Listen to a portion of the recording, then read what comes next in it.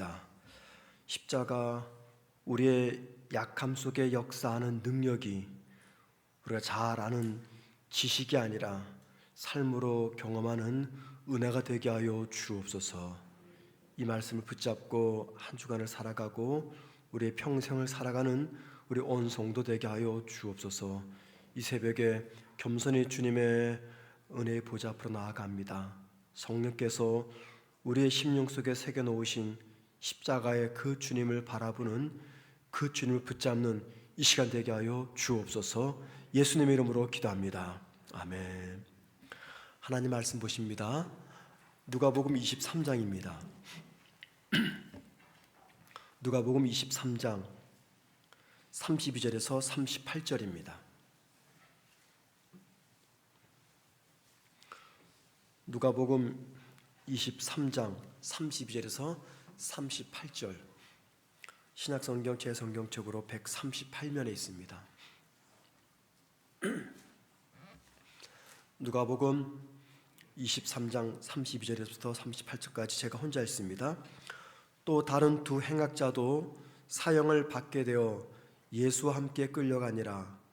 해골이라 하는 곳에 이르러 거기서 예수를 십자가에 못 박고 두 행악자도 그렇게 하니 하나는 우편에 하나는 좌편에 있더라. 이에 예수께서 이르시되 아버지, 저들을 사하여 주옵소서. 자기들이 하는 것을 알지 못함이니이다 하시더라. 그들이 그의 옷을 나눠 제비 뽑을세 백성은 서서 구경하는데 관리들은 비웃어 이르되 저가 남을 구원하였으니 만일 하나님이 택하신 자 그리스도이면 자신도 구원할지어다 하고, 군인들도 희롱하면서 나와 신포도를 주며 이르되 내가 만일 유대인의 왕이면 내가 너를 구원하라 하더라. 그의 위에 있는 유대인의 왕이라 쓴 패가 있더라. 아멘. 자, 여러분, 우리 현수막에 기록되어 있는 여러분의 좌편에 있는 십자가, 우리의 약함 속에 역사하는 능력, 함께 읽습니다. 시작. 예, 그런데 이 표현을 좀 붙이면 좋을 것 같아요. 십자가, 용서하지 못하는 우리의 약함 속에 역사하는 능력. 용서하지 못하는, 이거를 누워서 읽어봅니다. 시작. 십자가, 용서하지 못하는 우리의 약함 속에 역사하는 능력. 예, 오늘은 이 용서와 십자가에 관해서 한번 말씀을 나눠보도록 하겠습니다. 예수님은 빌라도에 의해서 십자가 형을 언도받습니다. 그리고 나서 이제 로마 군인들의 손에 넘겨지죠. 로마 군인들은 예수님의 옷을 벗깁니다. 그리고 등에다가 채찍을 가하죠. 머리에는 가시로 만든 면류관을 씌웁니다. 그리고 이제 두 손과 발은 십자가에 못 박고 이 골고다 언덕에 높이 세웁니다. 로마 병사들이 예수님의 고통을 조금이라도 덜어주기 위해서 일종의 마취제인 몰약을 탄 포도주를 입에 갖다 대지만 주님은 그것을 끝까지 거절하셨습니다. 지금 예수님은 인간으로서 겪을 수 있는 최고의 고통 가운데 서 계십니다. 십자가에 못 박혀 세워진 지 6시간이 지났습니다. 6시간 동안에 몸에 있는 모든 물과 피는 다 바깥으로 쏟아져 나왔습니다. 얼마나 고통스러웠습니까? 많이 힘드셨겠죠? 그런데 그 고통 속에 있는 가운데서도 유대인들은요, 잔인하게 십자가 그 아래에서 구경하면서 예수님을 조롱하고 예수님을 비웃습니다. 여러분, 오늘 본문 35절을 좀 보시길 바랍니다.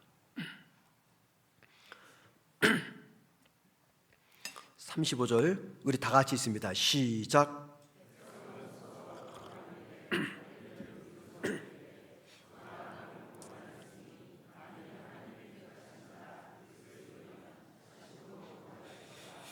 네, 이건 조롱하는 거죠. 비웃는 겁니다. 그런데 거기에 있었던 로마 군인들도 이 말을 듣고 맞장구를 칩니다. 그리고 이렇게 비웃습니다. 37절 보세요. 내가 만일 유대인의 왕이면 내가 너를 구원하라. 여러분, 한번 성경을 통해서 당시의 상황을 한번 상상해 보도록 하죠. 예수님을 십자가에 못 박도록 한 사람들이 누굽니까?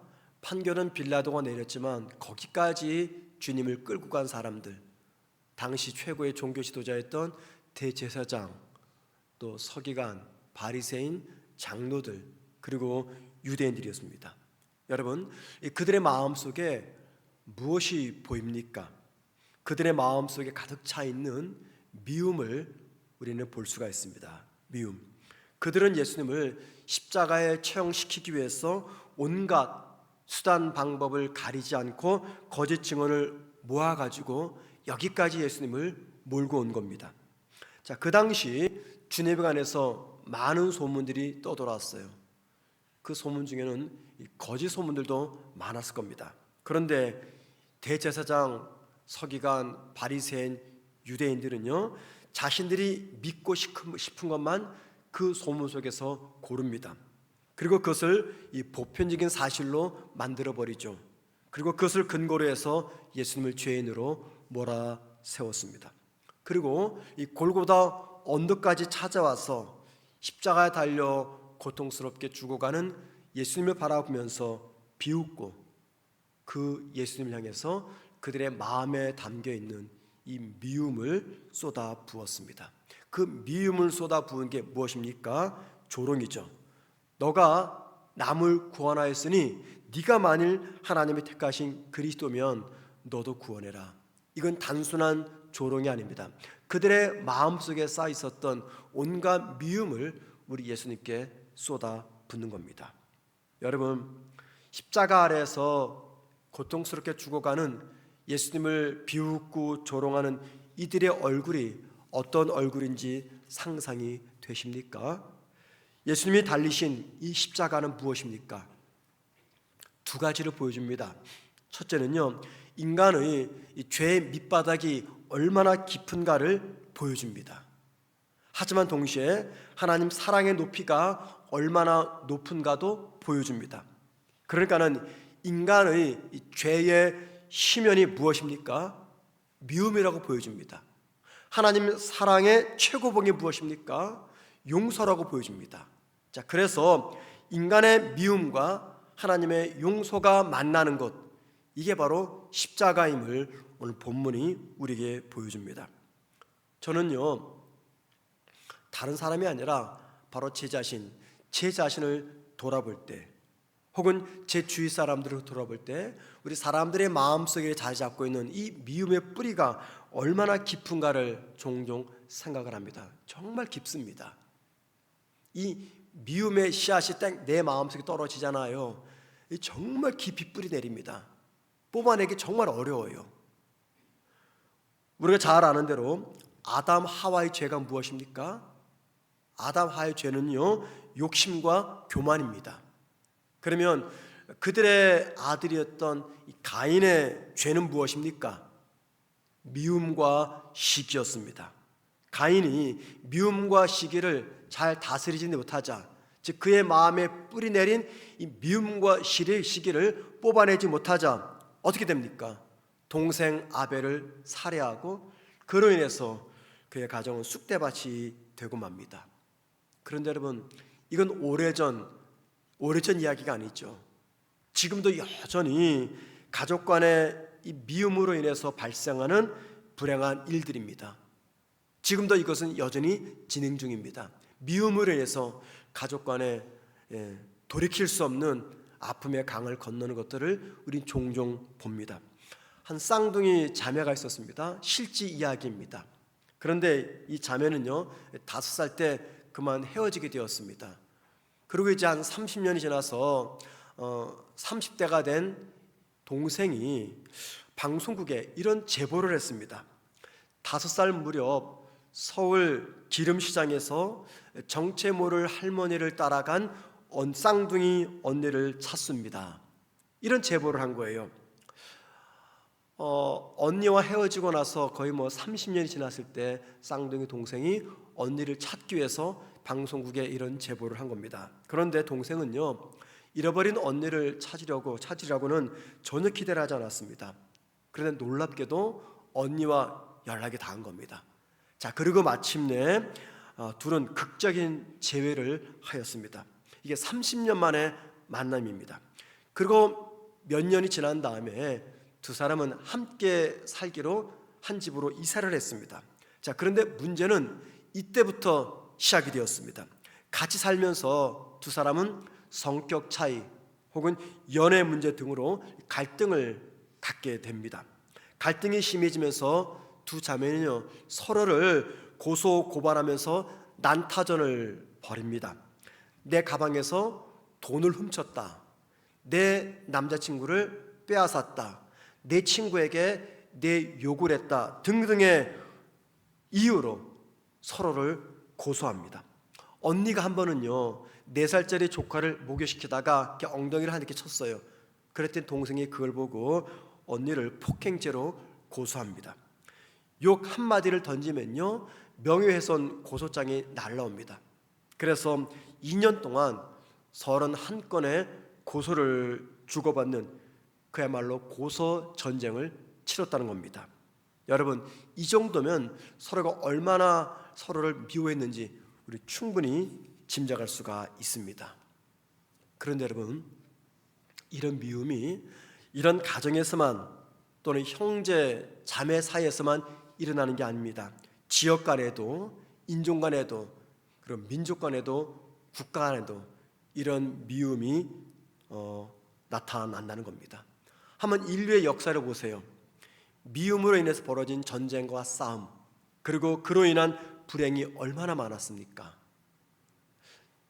1964년 미국의 미시시피주 내쇼바 카운티에서요, 흑인 인권 운동을 벌였던 흑인 청년 3명이 백인 우월주의 단체인 KKK 단원 10명에게 구타를 당합니다. 그리고 총에 맞아 숨집니다.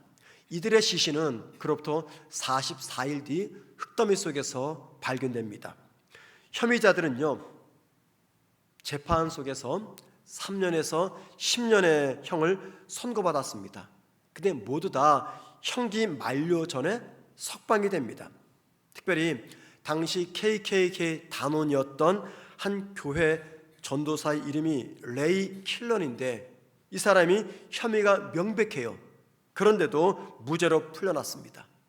이거 무엇이냐면, 한 배심원이 교회 전도사에게는 유죄 판결을 내릴 수 없다라고 끝까지 버텼기 때문입니다. 그런데 41년이 지난 2003년에 이 재판이 다시 열립니다.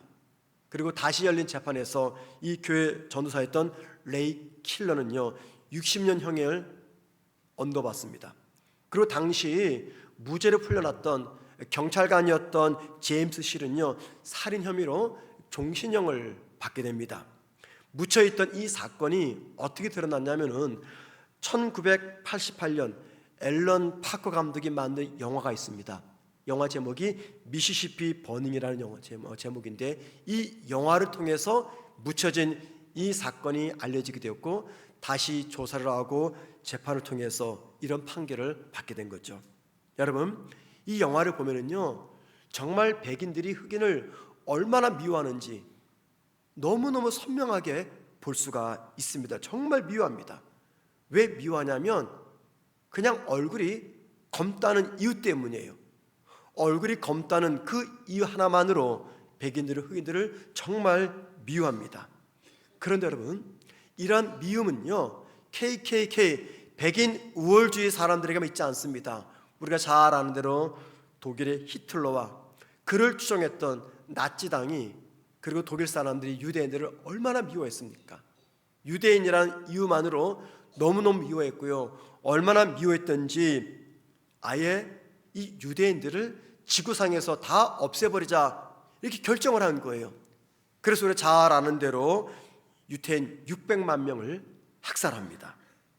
미움은 그 대상이 매우 다양하고 광범위합니다. 인종이 같아도 민족이 다르면 미워합니다. 민족이 같아도요, 지방색으로 갈립니다. 이념이 다르면 서로 치고받습니다. 미움의 뿌리는요, KKK 당원이나 히틀러나 나치당에만 있는 것이 아닙니다. 모든 인간의 마음속에 이 미움의 뿌리가 있습니다. 그래서 KKK, 히틀러, 가인, 대제사장, 유대인들, 이들의 이야기는요, 바로 저와 여러분의, 곧 우리들의 이야기라는 것입니다. 그리고 이러한 믿음의 뿌리가 가장 잘 드러난 곳이 있습니다. 거기가 어디입니까? 골고다 언덕입니다. 골고다 언덕 십자가 앞에서 예수님을 조롱하는 사람들이 있었어요. 골고다에 있는 이 분노로 가득 찬 사람들, 이들이 낯선 사람이 아닙니다. 분노로 가득 차서 예수를 향해서 조롱을 내뱉는 이들이 낯선 사람이 아니라 바로 저와 여러분의 모습입니다. 우리 모두가 이 골고다의 성난 군중 속에서 그들과 어깨를 같이 하면서 함께 분노하고 있습니다. 우리는 얼마 전에 이걸 겪었잖아요. 대통령 탄핵으로 인해서 정치권과 국민이 너무도 극렬하게 갈라졌습니다. 정치적 이념이 다르다는 이유 때문에 서로를 얼마나 미워하고 증오했습니까? 더 안타까운 것은 사랑과 평화를 전해야 되는 목사와 교회와 성도들이 자신들의 정치적 신념 때문에 혹은 이권 때문에 입에도 담기 불편한 이 폭력적인 말들을 쏟아냈습니다. 이게 다 뭡니까? 마음에 가득 차 있는 미움인 거죠. 이게 남 이야기가 아닙니다. 우리들의 이야기입니다. 그런데 여러분, 미움과 분노가 하늘을 덮을 것 같은 그런 상황에서 우리 주님께서 뭐라고 선포하셨습니까? 오늘 본문 34절 보세요. 아버지, 저들을 사하여 주옵소서. 자기들이 하는 것을 알지 못합니다. 우리 주님께서 이 기도하실 때의 모습이 어땠습니까? 한번 상상해 보세요. 분명히 피와 땀으로 얼굴과 온몸이 범벅이 되었을 겁니다. 얼굴의 표정은 어땠을까요? 고통으로 몹시 일그러졌을 것이에요. 그리고 이 기도를 할 때 우리 주님은 분명히 거친 힘을 몰아내면서 이 기도를 하셨을 것이에요. 하지만 여러분, 이 기도는 어떤 기도입니까? 승리를 선포하는 기도입니다. 왜냐하면 예수님의 이 기도는 다름 아닌 용서의 기도였기 때문이에요. 증오와 미움과 탄식이 아니라 이건 용서의 기도였습니다. 그리고 여러분, 용서의 기도가 미움의 힘을 이깁니다. 그리고 예수님의 이 용서의 기도는요, 자신이 하는 것을 알지 못하면서 살아왔던 저와 여러분의 이 어리석은 죄로부터 해방시켜주는 기도였습니다. 주님이 십자가에서 우리에게 전하고 싶었던 것, 우리에게 가르치고 싶었던 것, 그게 무엇입니까? 내가 너희를 용서함 같이 너희도 서로 용서하라. 용서의 힘이었습니다. 그런데 이 용서를 잘 알고 있지만 용서하는 게 참 쉽지가 않습니다. 너무 어렵습니다. 특별히 나이를 먹으면 먹을수록 이 용서하기가 정말 힘든다는 것을 새삼 느낍니다. 나이가 젊을 때는요, 그래도 쉬웠는데 솔직히 나이가 들수록 이게 더 어려워집니다. 여러분, 왠 줄 아십니까? 왜 나이가 들면 들수록 용서가 어려워지는지 아세요? 이유가 있습니다. 나이가 들수록 상처를 주고받는 일들이 젊을 때보다 더 많아지기 때문입니다. 우리가 살아온 시간의 길이만큼 우리 누군가를 아프게 했고 상처를 받았습니다. 자, 그러다 보니까는 나이가 들면 들수록 용서가 더 어려워집니다. 그리고 그 과정 속에 우리도 모르는 사이에 우리 심연 깊은 곳에 미움이 형성이 됩니다. 이 미움의 감정이 치유되거나 혹은 해소가 되어야 되는데 치유되지 못하고 해소되지 못하면요, 어떻게 되는지 아세요? 미움이 쌓여있는 거기서 또 다른 미움이 차곡차곡 하나씩 쌓여갑니다. 자, 그래서 함께 신앙생활하는 옆에 교인이 내 원수의 대상이 됩니다. 심지어는 같이 사는 가족관이 미움의 대상이 됩니다. 같은 직장에서 일하는 내 동료, 상사, 부하 직원이 미움의 대상이 됩니다. 우리 심령에는요, 치유되지 못한 믿음의 이 미움의 파편들이 여기저기 널려 있어요. 그리고 그런 파편들은 자칫 암과 같은 병으로 발전할 수가 있습니다. 우리는 미운 사람들이 잘 되기를 바라지 않아요. 여러분 그렇죠? 여러분이 미워하는 그 누군가가 잘 되길 바라지 않으시죠? 불행해지길 원하시죠? 그런데 그 불행해졌으면 좋겠다, 그 마음에서 멈추지 않고 더 나아갑니다. 어떻게 나아가는지 아십니까? 그를 불행하게 만들기 위해서 뭔가를 하려고 해요. 마음으로만 남지 않습니다. 그가 불행해지도록 하기 위해서 내가 적극적으로 뭔가를 하려고 합니다. 뭐 합니까? 모함을 하죠. 음모를 꾸밉니다. 거짓 소문을 퍼뜨립니다. 그런데 여러분, 그 과정 속에서 정작 서서히 죽어가는 대상은 내가 미워하는 그 대상자가 아니라 누굽니까? 미워하는 나예요. 그가 불행해졌으면 좋겠다, 그를 불행하게 만들기 위해서 모함을 하고 음모를 꾸미고 거짓 소문을 퍼뜨리는 내가 서서히 죽어가고 있습니다. 프랑스 철학자였던 앙드레 그룩스만이 쓴 책 중에 미움이라는 제목의 책이 있어요. 이 책에서 이 미움의 발전 과정을 3단계로 이야기합니다. 잘 들어보세요. 첫 번째는요, 자기 연민에 빠져요. 내가 너무나 안 됐네, 내가 너무나 불쌍하네, 자기 연민에 빠져요. 자, 그러면서 나를 이 힘든 상황에 빠뜨린 그 누군가를 생각을 합니다. 내가 저 인간 때문에 이렇게 힘들어졌어. 정작은 자기 실수인데, 잘못인데 자꾸만 이것을 다른 사람의 탓으로 돌립니다. 내가 저 사람 때문에 이 아픔에 놓이게 되었어. 이 자기 연민에 빠지면서 미움이 생깁니다. 그 미움이 내면의 고통으로 자리를 잡아요. 이게 첫 번째 단계입니다. 두 번째 단계는요, 미움은요 다음 단계로 나아갑니다. 뭡니까? 분노와 증오입니다. 분노와 증오를 동반하면서 결국 폭력으로 발전해요. 이 폭력이 행위적 폭력이 아닙니다. 물리적 폭력이 아니에요. 언어적 폭력, 음모, 모함, 이런 폭력으로 발전합니다. 마지막 3번째, 그 폭력은요 파괴를 즐기는 사람으로 나를 변화시켜버려요. 즐깁니다, 은근히. 자, 결국에는 내가 미워하는 그 대상이 죽는 게 아니라 미워하는 내가 자기 파멸에 빠지고 맙니다. 그래서 이 앙드레 말에 의하면요, 이 미움은 암과 같은 존재예요. 암과 같은 존재. 암이 내 몸을 파괴하죠. 내 생명을 삼키죠. 그것처럼 미움은요 내 영혼을 병들게 하고 나를 죽게 합니다. 자, 그러니까 여러분 잘 들어보세요. 이 미움의 뿌리가 있는 곳에는 결코 행복이 있을 수가 없어요. 미움이 내 마음에 차면요 절대 그분은 행복한 삶을 살아내지 못합니다. 미움의 감정은요 우리 영혼의 피를 빨아먹는 기생충과 같은 겁니다. 그러니까는 행복할 수가 없는 거죠. 그 증오의 감정은요 우리의 영혼을 축축하고 어두운 감옥에 가둬놓습니다. 그리고 불행하게 만들어버려요. 특별히 미움과 증오의 감정을 가지게 되면 하나님이 기뻐하시는 신앙이 될 수가 없어요. 여러분, 우리가 신앙생활을 왜 합니까? 누군가를 행복해 주기 위해서 합니까? 아니죠. 하나님께 기쁨을 드리기 위해서 신앙생활을 하잖아요. 그런데 내 마음속에 누군가를 향한 미움과 증오가 자리 잡아 있으면은요 절대 그것은 하나님을 기쁘게 해드릴 수가 없습니다.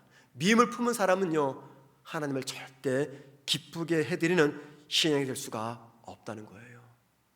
그러면 여러분, 이 미움의 상처를 치료하는 치료제가 무엇입니까? 미움의 상처를 치료하는 치유제 무엇입니까? 하나밖에 없어요. 용서입니다. 용서만이 유일한 치료제입니다. 용서만이 나를 어둡고 축축한 이 감옥에서 해방시켜 줍니다.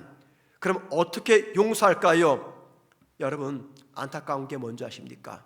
진정한 용서는요 죄인인 우리에게서 나오지 못한다는 겁니다. 이게 무슨 말이냐? 인간의 힘으로 참된 용서는 불가능하다는 것입니다. 하지만 여러분, 우리 믿는 성도의 마음속에 성령께서 아주 생생하게 각인시켜 놓은 게 있죠. 그게 무엇입니까? 십자가의 예수입니다. 십자가의 예수. 성령은 이 십자가의 예수님으로 말미암아 우리 속에 용서의 뿌리를 심어 놓으셨습니다. 그래서 우리는 십자가를 생각할 때 용서할 수 있습니다. 십자가를 사랑할 때 용서할 힘이 생깁니다. 십자가를 따르려 할 때 우리 마침내 용서의 사람이 됩니다. 그래서 여러분, 용서는요 십자가의 승리입니다. 십자가 의미를 이해할 때 우리는 비로소 남을 용서할 수가 있습니다. 아니, 더 정확히 말하면요, 용서할 때 비로소 십자가의 의미를 온전히 깨달을 수가 있다는 겁니다.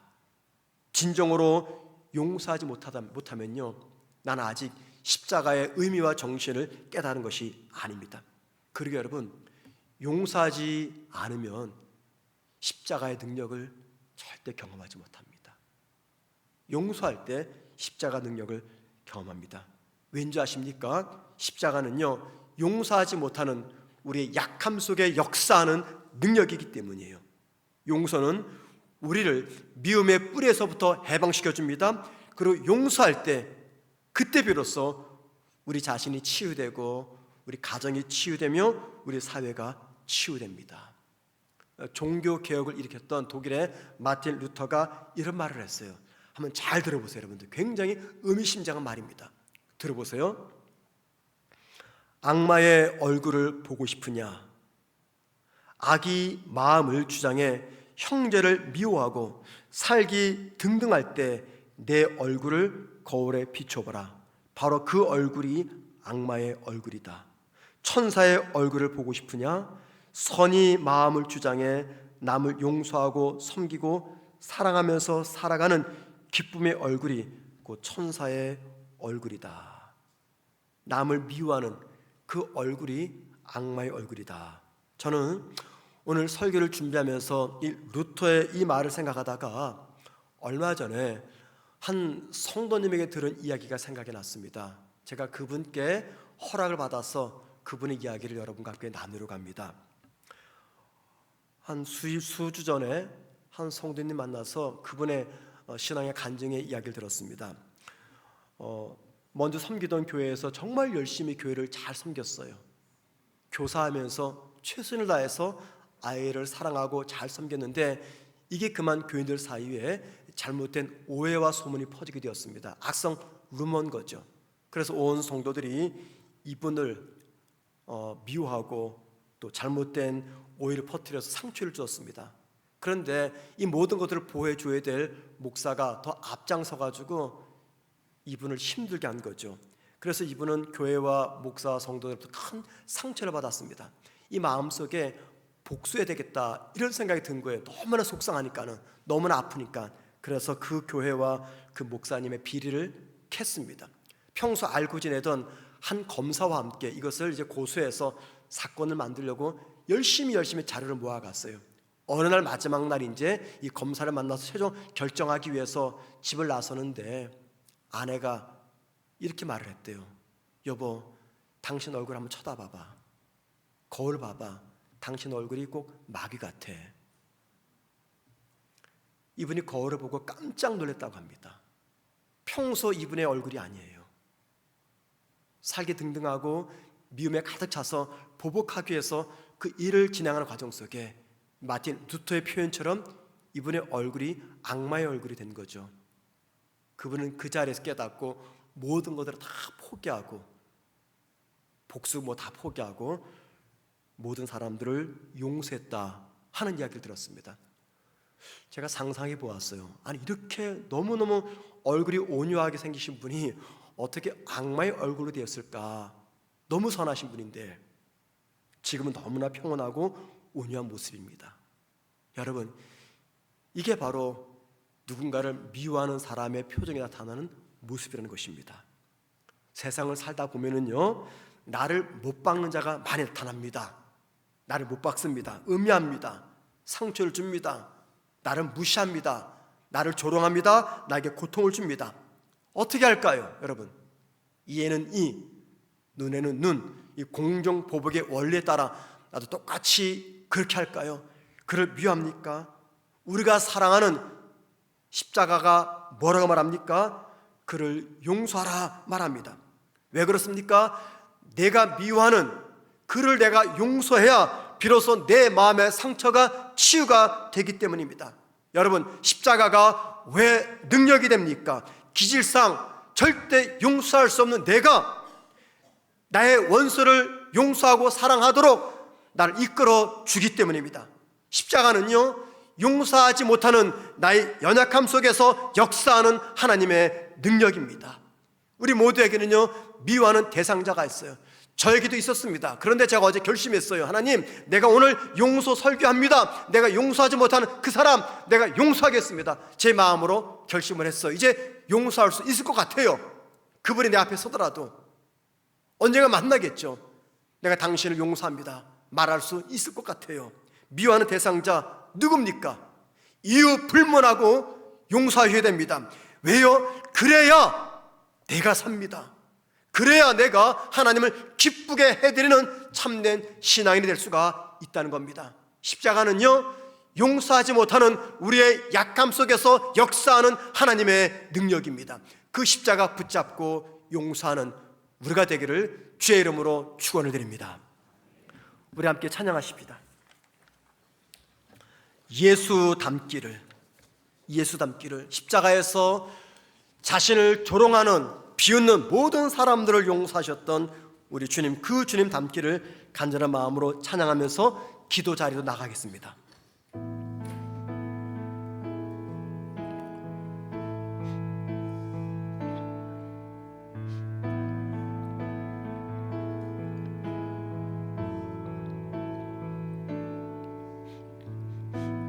내 삶의 소망, 내가 바라는 한 분, 내가 바라는 우리 고백하십시다. 예수 닮기를, 예수 닮기 내가 원하네.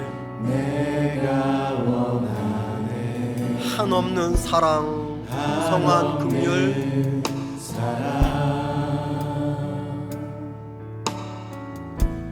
풍성한 긍휼 예수 닮기를, 예수 닮기를 내가 원하네. 예수 닮기를,